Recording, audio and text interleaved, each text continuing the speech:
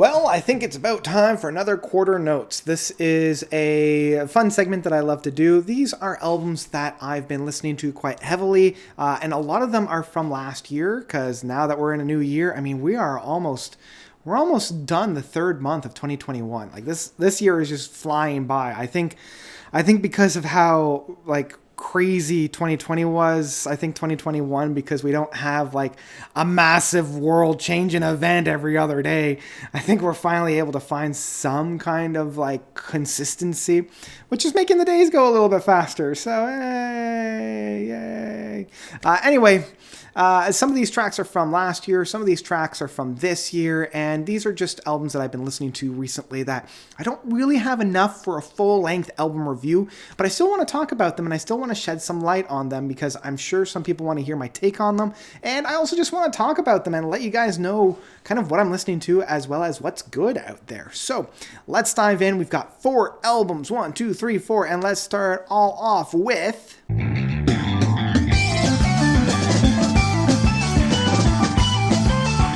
The Third Majesty by Ring von Moebius. So, Ring von Moebius is a progressive rock band, a retro progressive rock band. This is, I think, their second album, according to Spotify at least. Their first one being Past the Evening Sun.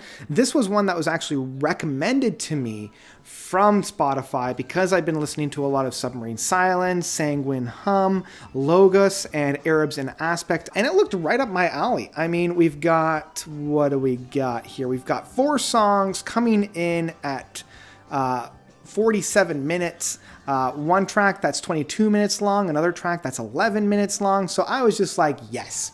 Let's dive in and find out what this is all about. And this is just your straight up retro prog, paint by numbers type of an album. And I don't necessarily mean that as a negative. What I do mean as a negative is that a lot of these tracks are a straight up ripoff of Emerson, Lake and Palmer. Like the first track of the 7 movements of the Third Majesty is really just Tarkus reimagined, and it's almost glaringly obvious at times. The really Keith Emerson inspired synths and keyboard works. It's glaringly obvious where all these themes and items are coming from. And there's a number of moments on here that are straight up lifted out of Yesteryear from Yes and King Crimson as well. But I still really feel like the main item on here is Emerson, Lake and Palmer. So if you're craving new work from their Tarkus era and album, you're not going to be disappointed. Do go in knowing that this is essentially a paint by numbers retread of that album. And if you're into that, you're going to have a blast. You're going to have a great time. But if you were hoping for something new, not going to find it here. I still enjoy my time in this, and I still really enjoy all the sounds that I have on here. But when I'm coming to retro prog, I do want some originality, and there wasn't really enough here to make me crave listening to it for more. So this is one that I would download. There's still enough on here to really sink my teeth into and love, but not enough to have it a repeated listen. So there you go. That's what I've got for The Third Majesty by Ring von Moebius.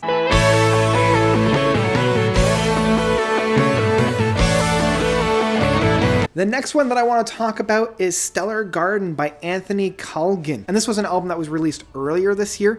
And I was listening to his other album that he released last year of Marshmallow Moondust.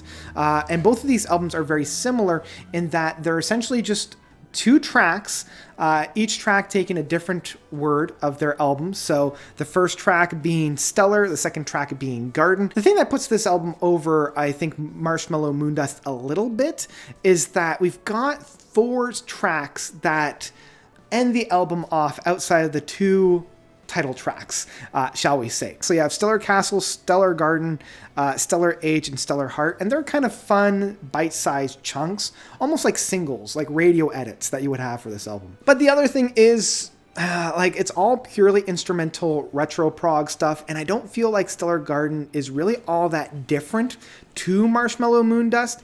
And I mean, Anthony Culligan is Anthony Culligan is his other main thing of Carfagan. I feel like this is just all the instrumental pieces from Karphagen, and I do love that band. I was introduced to them last year, and I just don't feel like there's like I almost want to say I don't feel a point to all this outside of just musical soundscape journey odysseys. Like, there's no real solidifying tangibility to it. There's no real big like buildups and payoffs. Like, this is just like a big bowl of fluff, a big warm hug. I'm not being all that stimulated intellectually. I'm not feeling all that connected to emotionally. This is just kind of a nice album for me. Like, it's nice, it's fine, right? It's one of those albums. And so in that sense, Stellar Garden is again going to probably get the same rating as the last album, which is it's a download for me. It's more than a stream because I do come back to this album quite enough that I want to invest in it, but not enough that I would want to pick it up on physical format. Yeah, there's not too much on here to make me crave listening to this album. Like, I don't walk away humming any of the themes. I don't want to listen to this because, oh, there was this really great memorable part. It was just, while I'm in the album, I'm having a good time, and once I leave the album, I don't think about it. So there you go. That's my thoughts of Stellar Gardener from Anthony Callaghan. And we're moving on to the next album. All my favorite songs are slow and sad. OK Human from Weezer. I know this is an interesting album for me to talk about on my channel, and if I'm being perfectly honest, I'm not a fan of Weezer. I never really found them all that applicable to me. Like, when I was getting into Genesis, King Crimson, and Yes in high school, everybody was just falling over themselves about Weezer, about the Blue Album, Pinkerton, and Red, and all those other ones. I listened to them, and I'm like, I don't get it. It's not really for me. I mean, a track here and there will catch my attention. Like, when they dropped the White Album, almost a decade ago, I found myself really enjoying it. Like, I love the more 60s and 70s sounds that we had on there. A lot of homages to, like, the Beach Boys and the Beatles. And that was what got me to listen to this one, because all the albums essentially between the White Album and this one, I completely didn't even like want to listen to. Like, I think I listened to maybe Teal, their covers album, but yeah, even then I was just like, yeah, okay, sure, whatever. What drew me to this album? A fan reached out and said, hey, it's more orchestration. It's more symphonic. They're using a lot of strings in their tracks in this one. Like, there's no keyboards or guitars. It's all filled in by stringed instruments, even though the guitar is a stringed instrument. Like violins, cellos, and all those. And I'm like, okay, I can get behind that. I gave it a spin, and it's fine. I put it on par with the White Album for me. Like, it's one that I will put on when I really want to listen to something like this, but like, it doesn't, I don't know, it didn't really grab me. Like, some of the things I do enjoy about this album is the flow of the music. Like, I love how a lot of these tracks flow right into the next one, and it almost creates this like singular movement of music that I particularly like. I do find that the lead singer, Rivers, whatever his name is, I'm sorry, I'm not a Weezer fan. I feel like a lot of these tracks would be so much better if it was somebody else singing it, because the notes he's trying to reach, sometimes he can't quite hit, and that kind of grates a little bit. But I mean, it was enough that I enjoyed, that I didn't turn it off at any point. But at the end of the day, it wasn't one that I'll be running back to. I would give this a stream. Like, see if it's up your alley. It's not necessarily for me, but I still found myself enjoying it enough that I didn't want to run and turn it off. And I did like this whole new expression of it being this more like orchestration, more string section.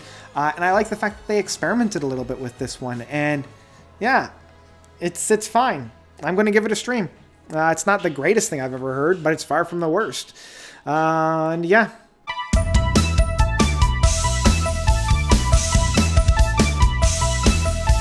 The final one was actually an independent album. A fan of mine reached out to me, and I get asked a number of times to review albums, and I do genuinely listen to most of the things that people send my way. And for the most part, they're fine. And I usually write back and either say, yeah, I'm putting it on my Facebook so people can find it out, or I'll write them back and say, hey, it's cool. But this one kind of stood out for me. So this one is The Fire Will Rise by The Wolf. This is the first album from The Wolf, and it is, I will start off right from the get-go and say this is a very low low produced album. This is very much a what I call a bedroom album. Like, this is something that the guy wrote entirely in his bedroom. A synthesizer creating all the sounds on this. And on the one hand, because of that, it feels like I'm listening to a soundtrack from a Nintendo 64 game. And there's something about that I genuinely do enjoy. And I feel like the bones in this album are very well done. You can also tell that this is a first go at things. Like, this, at the end of the day, does feel more like a demo rather than a realized LP. And so because the bones of this album, I do feel are so strong, I do feel like if the Wolf were to come back, really finance this album, really get a good producer on this album, get some real musicians on this outside of himself, because he is a real musician, but getting some other people on this album, give it a little bit more characteristics, give it a little bit more flow, really tighten this album up, because it is over an hour long. If you were to strip and cut and really polish and have about, say, 45 minutes worth of music on this album, this thing could shine and could really blow your socks off. And I really love the ideas that are found on this album. But as it is, it does kind of feel a little bit like an unfinished demo, but I love the sincerity that's found on this. As I mentioned, a lot of these movements on here and some of the ideas are really, really good. I do feel like there's a lot of moments on here that are directly lifted off of some of the inspirations. Like, I'm listening and I'm hearing Learning to Live from Dream Theater. I'm hearing a lot of images and words off of this album. I'm feeling a lot of 70s prog off of this album, which is good, but I do think that there needs to be a solid personality on here that's separate from all that. And I think this album could be very special. And I would definitely give this a stream. Give it a try. Like, go and check this out. I think we've got something really special on our hands here, and I'm hoping that The Wolf puts out a new album, really finances it, and really gets some other individuals in this stream and get some real instruments on it to create something really interesting. And that's what I've got for The Fire Will Rise from The Wolf. And that's about it. That's all 4 albums for this particular quarter notes from mine. What did you guys think? What was your favorite album on this list? What album should I review next? Let me know all about that by commenting down below. And thank you guys so much for watching. If you like what you see and you want to help support me, consider donating to my Patreon. I left the link down below to go and check it out. Even $1 a month does go a long way. Get your name at the end, as well as a shout out on my podcast, Quid Pro Quo. It releases a new episode every other Tuesday, and my live streams. And yeah, that's what I've got. So thank you guys so much for watching. As always, you guys are definitely the best. And until next time, notes out.